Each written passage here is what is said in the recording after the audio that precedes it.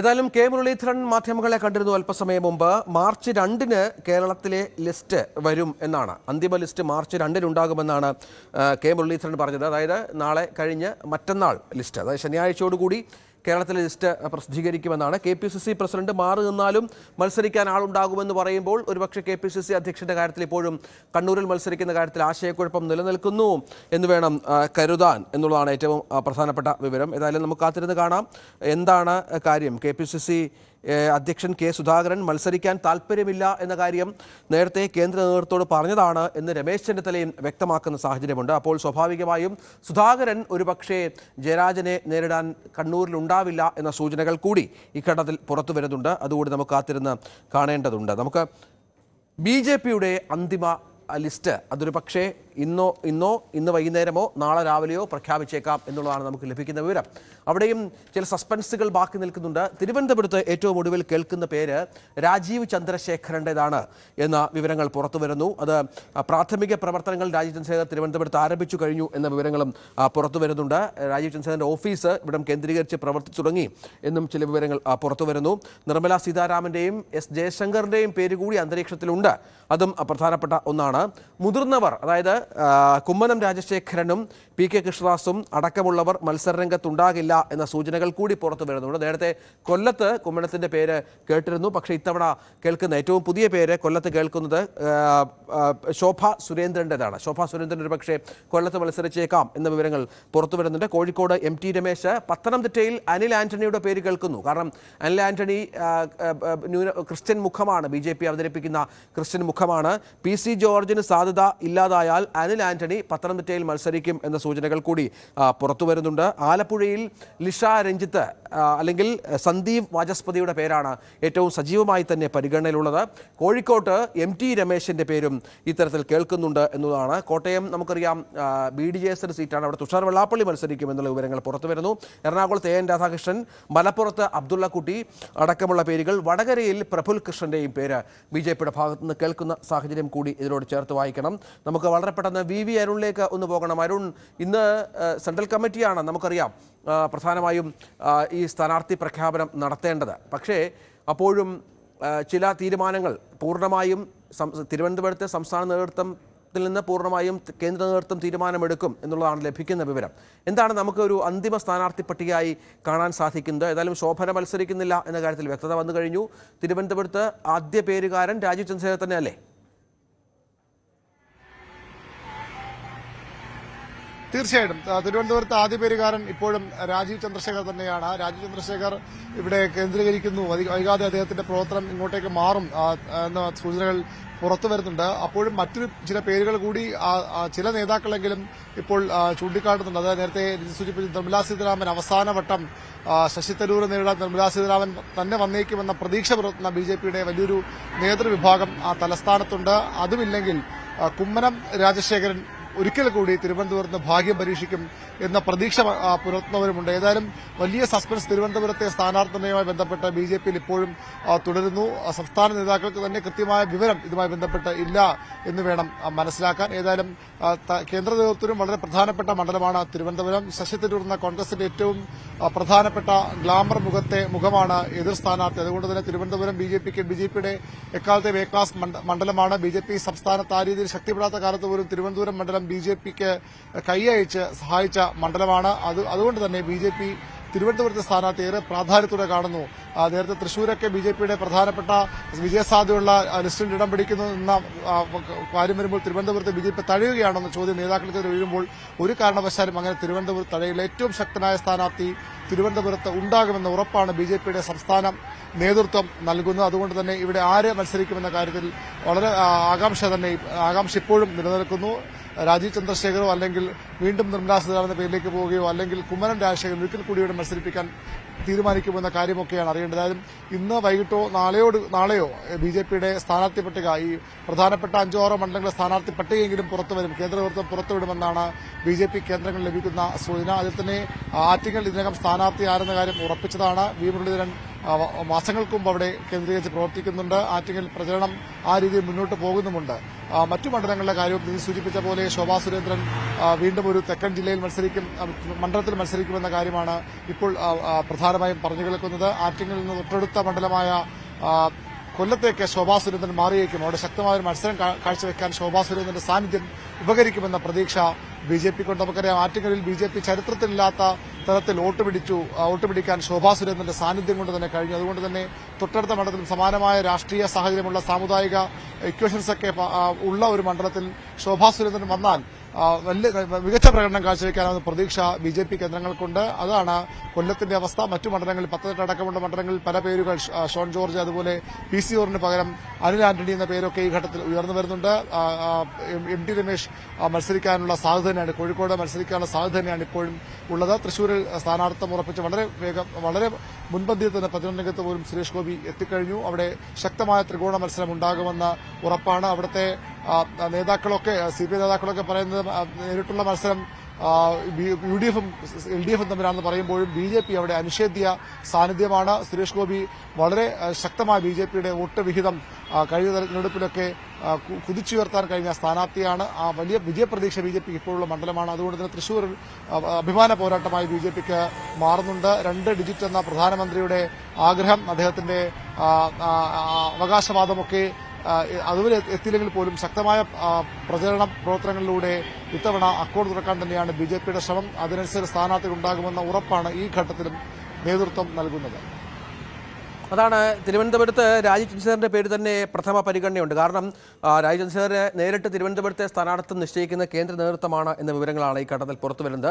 നിർമ്മലാ സീതാരാമനും ജയശങ്കറും ദക്ഷിണേന്ത്യയിൽ മത്സരിക്കണമെന്ന കേന്ദ്രമന്ത്രി പാർലമെന്ററി കാര്യമന്ത്രി പ്രഹ്ലാദ് ജോഷിയുടെ സ്റ്റേറ്റ്മെന്റാണ് പ്രവർത്തകർക്കിടയിൽ അല്പം ഒരു ആശയക്കുഴപ്പം ഉണ്ടാക്കിയിരിക്കുന്നത്. കാരണം അത് ആ തരത്തിൽ വന്നാൽ ഒരുപക്ഷെ നിർമ്മലാ സീതാരാമൻ നേരത്തെ അരുൺ പറഞ്ഞതുപോലെ തിരുവനന്തപുരത്ത് വന്നേക്കാം. നമുക്കറിയാം അരുൺ, കുമ്മനം രാജശേഖരൻ ശക്തമായ പോരാട്ടം കഴിഞ്ഞ തവണ തരൂരിനെതിരെ നടത്തിയിരുന്നു. അതിനു മുൻപ് രാജഗോപാലിന്റെ സാന്നിധ്യം ശക്തമായി തലസ്ഥാനത്തുണ്ട്.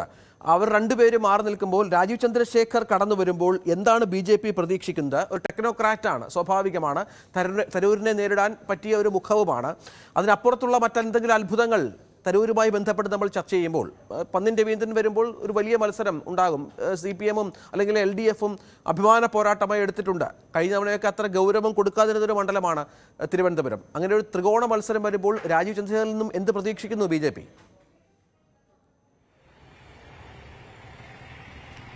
അതാണ് BJPയുടെ ഒരു വിഭാഗം നേതാക്കളെങ്കിലും രാജീവ് ചന്ദ്രശേഖർ എന്ന പേരിനോട് അത്ര താല്പര്യം കാട്ടുന്നില്ല. പക്ഷേ കേന്ദ്ര നേതൃത്വമാണ് തീരുമാനമെടുക്കേണ്ടത്.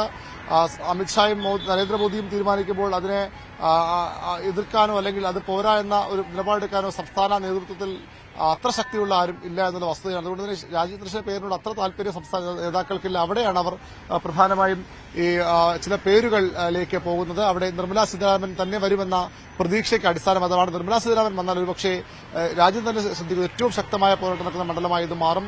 നമുക്കറിയാം നിർമ്മലാ സീതാരാമന്റെ വ്യക്തിത്വം, അവർ നിരന്തരം തലസ്ഥാനത്ത് വന്നുപോകുന്ന നേതാവാണ്. തമിഴ് നാട്ടിൽ നിന്നുള്ള നേതാവാണ്. അവർക്ക് മലയാളം നന്നായി മനസ്സിലാകുന്ന നേതാവാണ്. നമുക്കറിയാം ഓഖി സമയത്ത് തലസ്ഥാനത്ത് തീരമേഖലകളിൽ അവർ ജനങ്ങളെ കയ്യിലെടുത്ത് മുഖ്യമന്ത്രിക്ക് പോലും ഒരുപക്ഷെ വലിയ പ്രതിഷേധം നേരിട്ട ഒരു സ്ഥലത്ത് നിർമ്മലാ സീതാരാമൻ എന്ന സംസ്ഥാനത്തിന് പരിചിതമല്ലാത്ത ഒരു മുഖം വന്ന് അവർ ജനങ്ങളെ കയ്യിലെടുത്ത് നമ്മൾ കണ്ടതാണ്. ആ ഒരു വ്യക്തിപ്രഭാവം നമുക്കറിയാം. ശശി തരൂരിന്റെ ഏറ്റവും പ്രധാനപ്പെട്ട ശക്തി സ്രോതസ് വോട്ട് ബാങ്ക് തീരമേഖലയാണ്. തീരമേഖല ഉൾപ്പെടുന്ന 3-4 മണ്ഡലങ്ങളാണ്. അവിടെയാണ് ശശി തരൂർ BJPയെ മറികടന്ന് എക്കാലത്തും അവിടെയൊക്കെ ശക്തമായ സാന്നിധ്യം അറിയിച്ചുകൊണ്ട് വിജയത്തിന് പ്രധാന ഘടകമായി മാറുന്ന വോട്ട് ബാങ്ക് അവിടെയാണ്.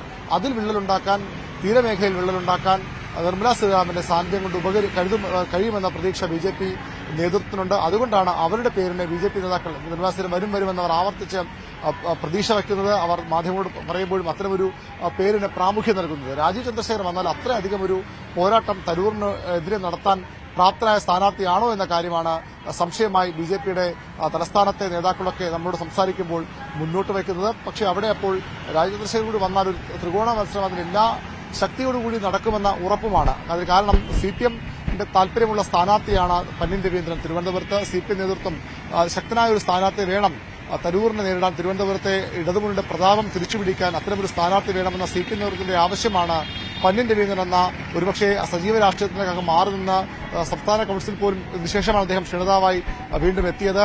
അത്തരമൊരു നേതാവിലേക്ക്, മുൻ എംപിയിലേക്ക്, മുൻ സംസ്ഥാന സെക്രട്ടറിയിലേക്കൊക്കെ എത്താൻ കാരണം സിപിഎമ്മിന്റെ കൂടി ഒരു നിർബന്ധ ബുദ്ധിയായിരുന്നു. ശക്തനായ ഒരു പേര് ഇവിടെ വെക്കാൻ വേണം. സിപിഎം പ്രവർത്തകർക്ക് ആ രീതിയിൽ പ്രവർത്തന രംഗത്തേക്ക് ഇറങ്ങാൻ, വോട്ടുകൾ ഇടത് വോട്ടുകൾ ചിതറിപ്പോകാതിരിക്കാൻ അല്ലെങ്കിൽ പോൾ ചെയ്യപ്പെടാതിരിക്കാൻ ഉള്ള അവസരമുണ്ടാക്കണം. അങ്ങനെ അതിനുവേണ്ടിയാണ് പന്ന്യൻ രവീന്ദ്രന്റെ പേരിലേക്ക് എത്തുന്നത്. സ്വാഭാവികമായും രാജീവ് ചന്ദ്രശേഖറാണ് ബിജെപി സ്ഥാനാർത്ഥി വരുന്നെങ്കിൽ അതിശക്തമായ ത്രികോണ പോരാട്ടത്തിലേക്ക് അത് മാറുമെന്ന പ്രതീക്ഷ ഇടത് കേന്ദ്രങ്ങളും പങ്കുവയ്ക്കുന്നു. ഒരുപക്ഷേ ഇടത് വോട്ടുകളെല്ലാം ഉറപ്പിക്കാനായാൽ അതൊരു വിജയത്തിലേക്ക് എത്താനോ അല്ലെങ്കിൽ രണ്ടാം സ്ഥാനത്തേക്കെങ്കിലും എത്താൻ കഴിയുമെന്ന പ്രതീക്ഷയാണ് ആ രീതിയിൽ ഇടത് കേന്ദ്രങ്ങൾ മുന്നോട്ട് വയ്ക്കുന്നത്. പക്ഷേ നിർമ്മലാ സീതാരാമൻ വന്നാൽ കളം വീണ്ടും മാറും, കളി വീണ്ടും മാറും.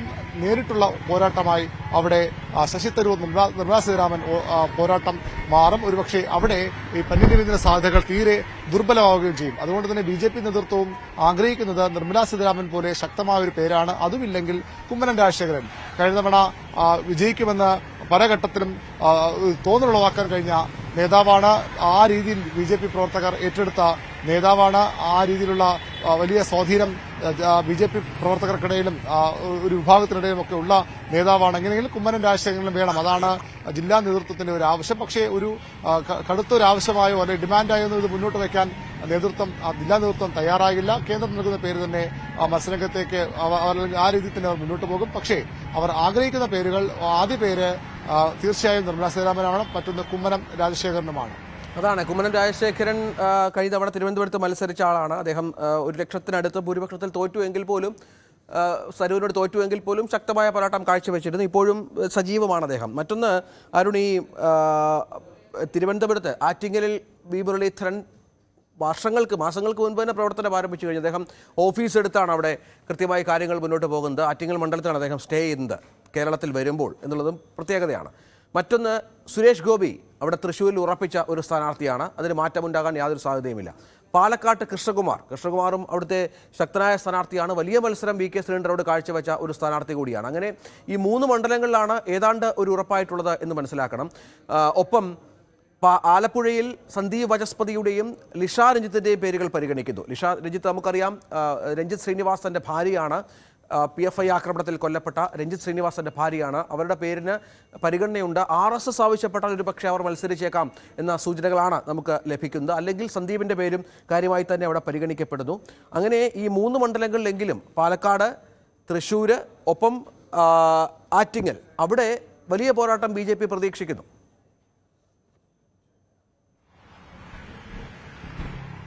തീർച്ചയായും രഞ്ജിത്തെ, നമ്മൾ ശ്രദ്ധിക്കേണ്ടത് ഈ തലസ്ഥാനത്ത് തിരുവനന്തപുരം മണ്ഡലത്തിൽ ഒരുപക്ഷെ നിർമ്മലാ സീതാരാമൻ പോലുള്ള അത്ര ശക്തമായ ഒരു സ്ഥാനാർത്ഥി വന്നില്ലെങ്കിൽ ഏറ്റവും സംസ്ഥാനത്തിന് ഏറ്റവും ശ്രദ്ധേയമായ പോരാട്ടം നടക്കാൻ പോകുന്ന ഒരു മണ്ഡലമായി ആറ്റിങ്ങൽ മാറുമെന്ന് ഉറപ്പാണ്. കാരണം അവിടെ മത്സരിക്കുന്നത് നിലവിലെ MP-യാണ്, അടൂർ പ്രകാശാണ്. CPM കോട്ടയിൽ ഇടിച്ചു കയറി അവിടെ ആധിപത്യം നേടിയ നേതാവാണ്. വളരെ നേരത്തെ തെരഞ്ഞെടുപ്പ് പ്രവർത്തകർ തുടങ്ങിവെച്ച CPM-ന്റെ എല്ലാ വീക്ക് പോയിന്റുകളും മുതലാക്കിക്കൊണ്ട് വലിയ ഭൂരിപക്ഷത്തിൽ ജയിച്ചു കയറിയ നേതാവാണ് അടൂർ പ്രകാശ്. അദ്ദേഹത്തെ നേരിടാൻ ഇറങ്ങുന്നത് CPM-ന് ഇന്ന് ആറ്റിങ്ങൽ മണ്ഡലത്തിൽ എടുത്തു കാട്ടാവുന്ന ഏറ്റവും പ്രധാനപ്പെട്ട, ഏറ്റവും ശക്തനായ മുഖം തന്നെയാണ്. ജില്ലാ സെക്രട്ടറിയാണ്, വർക്കല MLA ആണ് വി ജോയ്. അങ്ങനെ വി ജോയും അടൂർ പ്രകാശം വരുമ്പോൾ BJPക്കും അവരുടെ തലസ്ഥാനത്തെ ഏറ്റവും പ്രധാനപ്പെട്ട നേതാവിനെ, കഴിഞ്ഞ പതിറ്റാണ്ടുകളായി തലസ്ഥാനം കേന്ദ്രീകരിച്ച് പ്രവർത്തിക്കുന്ന നേതാവിനെ, കഴക്കൂട്ടം മണ്ഡലത്തിൽ മത്സരിച്ചിട്ടുള്ള വി മുരളീധരനെ അത്ര ശക്തനായ സ്ഥാനാർത്ഥിയാണ് BJP നിർത്തുന്നത്. BJP പലയിടത്തും നമുക്കറിയാം ഇപ്പോൾ തിരുവനന്തപുരത്ത് ആരെന്ന ചർച്ചകളിലൊക്കെ വരുമ്പോൾ വളരെ കൃത്യമായ ഹോംവർക്ക് ചെയ്ത് വളരെ കൃത്യമായ ഗൃഹപാഠം നടത്തി കൃത്യമായ എവിടെയൊക്കെ BJP കടന്നു കയറാം, ഏതൊക്കെ മേഖലകളിൽ BJP ദുർബലമാണ്, അതെങ്ങനെ പരിഹരിക്കാമെന്ന് വളരെ താഴെത്തട്ടിൽ നിന്ന് കാര്യങ്ങൾ പഠിച്ച് മണ്ഡലത്തിൽ കേന്ദ്രീകരിച്ച് പ്രവർത്തിക്കുന്ന ഒരുപക്ഷെ കേന്ദ്രമന്ത്രിയാണെങ്കിൽ രാജ്യസഭാംഗമായിട്ട് മന്ത്രിസഭയത്തിൽ ആളാണെങ്കിൽ പോലും ആറ്റിങ്ങൽ മണ്ഡലത്തിലെ പ്രധാനപ്പെട്ട പരിപാടികളിലൊക്കെ നിറസാന്നിധ്യമാണ് കഴിഞ്ഞ 2 വർഷത്തിലേറെയായി വി മുരളീധരൻ. അദ്ദേഹം നിരവധി പരിപാടികൾ ദിവസേന എന്നോണം അദ്ദേഹം തിരുവനന്തപുരത്ത് വരുമ്പോഴൊക്കെ തന്നെ കൃത്യമായി ഒരു പരിപാടിയിലെങ്കിലും, രാഷ്ട്രീയ പരിപാടിയാകാം, അല്ലെങ്കിൽ ക്ഷേത്രത്തിലെ പരിപാടിയാകാം, ഒരു റെസിഡൻസ് അസോസിയേഷന്റെ പ്രോഗ്രാമാവാം, അങ്ങനെ ഏതെങ്കിലും ഒരു പരിപാടിയിൽ ആറ്റിങ്ങൽ മണ്ഡലത്തിലെ പ്രധാന മേഖലകളിൽ വി മുരളീധരൻ ഉണ്ട് എന്നത് വസ്തുതയാണ്. ആറ്റിങ്ങൽ മാറിയ ആറ്റിങ്ങലാണ് നമുക്ക് പറയേണ്ടി വരും. വളരെ കൃത്യമായി BJPക്ക് സ്വാധീനം വർദ്ധിക്കുന്ന ബി.ജെ.പിയുടെ രാഷ്ട്രീയ പ്രഭാവം ഏറുന്ന ബി.ജെ.പി വോട്ടുകൾ വർദ്ധിക്കുന്ന ഒരു ലോക്സഭാ മണ്ഡലമാണ് ആറ്റിങ്ങൽ. അത് ആറ്റിങ്ങൽ നിയമസഭാ മണ്ഡലത്തിന്റെ ഭാഗത്താകട്ടെ, കാട്ടാക്കടയാകട്ടെ, അങ്ങനെ വർക്കലയാകട്ടെ, അങ്ങനെ കൃത്യമായി ബി.ജെ.പി അവരുടെ സ്വാധീനം വർദ്ധിപ്പിക്കുന്ന ഒരു മേഖലയാണ് ആറ്റിങ്ങൽ. അവിടെ ഭീമരുടേനെ പോലെ ശക്തനായ നേതാവ് വരുമ്പോൾ സ്വാഭാവികമായും കടുത്ത പോരാട്ടത്തിന് പ്രതീക്ഷിക്കപ്പെടണം. ഒരുപക്ഷേ സംസ്ഥാനത്ത് ഏറ്റവും ശക്തിയേറിയ ത്രികോണ മത്സരം നടക്കുന്ന തൃശൂർ ഞാൻ മറന്നുകൊണ്ട് പറയുകയല്ല, തൃശൂരിനൊപ്പം തന്നെ ഒരു രാഷ്ട്രീയ പോരാട്ടം നടക്കുന്ന മണ്ഡലമായി ആറ്റിങ്ങൽ മാറുമെന്ന ഉറപ്പാണ്. ശോഭാ സുരേന്ദ്രൻ 2 ലക്ഷത്തിനടുത്ത് വോട്ടാണ് കഴിഞ്ഞ തവണ ആറ്റിങ്ങൽ പിടിച്ചത്. അതിനടുത്ത് എത്തേണ്ട അല്ലെങ്കിൽ അത് മറികടക്കേണ്ട ഒരു പ്രത്യേക താല്പര്യം തീർച്ചയായും മുരളീധരനും ഉണ്ടാകും. അതൊരു അഭിമാന പോരാട്ടം കൂടിയായി മാറും. അതുകൊണ്ട് തന്നെ ആറ്റിങ്ങൽ ഏറ്റവും ശക്തമായ രാഷ്ട്രീയ പോരാട്ടം നടക്കുന്ന മണ്ഡലമാകുമെന്ന് ഉറപ്പാണ്. മറ്റൊന്ന് നേരത്തെ രഞ്ജിത്ത് ചോദിച്ച പോലെ തൃശൂരാണ്. തൃശൂരും ഒരുപക്ഷെ ഇഞ്ചോടിഞ്ച് പോരാട്ടം ഇടതുമുന്നണിയും വലതുമുന്നണിയുമായാണ് പരസ്പരം ഏറ്റുമുട്ടുന്നതെന്ന് വലതു മുന്നണി നേതാക്കൾ പറയുന്നുണ്ടെങ്കിലും ബി.ജെ.പിയെ സ്വാധീനം നമുക്കറിയാം. സുരേഷ് ഗോപി ആ മണ്ഡലത്തിൽ ഉണ്ടാക്കിയ വളർച്ച, വോട്ടിന്റെ എണ്ണത്തിലുണ്ടാക്കിയ വളർച്ച, അദ്ദേഹത്തിന് ആ മണ്ഡലത്തിൽ ലഭിക്കുന്ന സ്വാധീനം, ഒരു സിനിമാ താരം എന്നതിനപ്പുറത്തേക്ക് സുരേഷ് ഗോപി ആർജിച്ച ഒരു കരുത്തുണ്ട്. സ്വാഭാവികമായും തൃശൂർ ആ രീതിയിൽ സംസ്ഥാനം ശ്രദ്ധിക്കുന്ന, ഒരുപക്ഷെ രാജ്യം ശ്രദ്ധിക്കുന്ന തെരഞ്ഞെടുപ്പ് നടക്കുന്ന മണ്ഡലമായി തൃശൂർ മാറും. അത്തരത്തിൽ ആ 2 മണ്ഡലങ്ങളും ബി.ജെ.പി വളരെ പ്രതീക്ഷയോടെ കാണുന്നു. പാലക്കാട് നമുക്കറിയാം, ബി.ജെ.പിയുടെ വളർച്ച ക്രമാനുഗതമായ വളർച്ചയാണ്. പാലക്കാട് നിയമസഭാ മണ്ഡലത്തിന് മാത്രമല്ല, പാലക്കാട് ജില്ലയിലാകെ ബി.ജെ.പി കൃത്യമായ വേരോട്ടം, ശക്തമായ വേരോട്ടം ഉണ്ട്. അത് വിസ്മരിക്കാൻ കഴിയാത്ത ഒരു കാര്യമാണ്. പക്ഷേ അവിടെയൊക്കെ ഈ തൃശൂരും ആറ്റിങ്ങലും ഉള്ളതുപോലെ സാധ്യത, അല്ലെങ്കിൽ അത്തരം സാധ്യത ബി.ജെ.പി തന്നെ കാണുന്നുണ്ടോ എന്ന് വ്യക്തമല്ല. എങ്കിലും പാലക്കാടും ശക്തമായ പോരാട്ടം നടക്കാവുന്ന ഒരു മണ്ഡലമാണ്. കാരണം പാലക്കാടിന്റെ പൊതു രാഷ്ട്രീയ സ്വഭാവം ഇടതിന് അനുകൂലമാണ്. കോൺഗ്രസ് മാറി മാറി അവിടെ കോൺഗ്രസിനും പിന്തുണ നൽകുന്ന മണ്ഡലമാണ് പാലക്കാട്. അതുകൊണ്ട് തന്നെ പാലക്കാട് ആ രീതിയിൽ ഈ തൃശൂരും ആറ്റിങ്ങൽ നൽകുന്ന പോലൊരു പ്രതീക്ഷ ബി.ജെ.പിക്കുണ്ടോ എന്ന് ചോദിച്ചാൽ ഇല്ല എന്നാകും അതിന്റെ ഉത്തരം. പക്ഷേ അവിടെയും ശക്തമായ രാഷ്ട്രീയ പോരാട്ടം നടക്കും. പത്തനംതിട്ട നമുക്കറിയാം, പത്തനംതിട്ട കഴിഞ്ഞ കുറേ നാളുകളായി വി അരുണാണ് വിവരങ്ങൾ പങ്കുവച്ചത്. ഏതായാലും ഇന്ന് അല്ലെങ്കിൽ നാളെ രാവിലെ ബി.ജെ.പിയുടെ അന്തിമ 120 മണ്ഡലങ്ങളിലെ ദേശീയതലത്തിൽ പ്രഖ്യാപിക്കും. അതിൽ കേരളത്തിലെ 6 മണ്ഡലങ്ങളുടെയെങ്കിലും സ്ഥാനാർത്ഥികളുമായി ബന്ധപ്പെട്ട വിവരങ്ങൾ അറിഞ്ഞേക്കാം എന്നാണ് മനസ്സിലാകുന്നത്. രാജീവ് ചന്ദ്രശേഖർ തന്നെ തിരുവനന്തപുരത്ത് മത്സരിക്കുമെന്ന കാര്യത്തിൽ ഏതാണ്ട് ഉറപ്പായിട്ടുണ്ട്. കൊല്ലത്ത് ശോഭാ സുരേന്ദ്രന്റെ പേരാണ് സജീവമായി ഉള്ളത്. ഒപ്പം മറ്റ് മണ്ഡലങ്ങളിലെയും സ്ഥാനാർത്ഥികളുമായി ബന്ധപ്പെട്ട പ്രഖ്യാപനങ്ങൾ ഇന്നുണ്ടായേക്കാം എന്ന് പ്രതീക്ഷിക്കുന്നു. നമുക്ക് വളരെ പെട്ടെന്ന് മറ്റു വാർത്തകളിലേക്ക് തിരിച്ചെത്താം ഇടവേളയ്ക്ക് ശേഷം.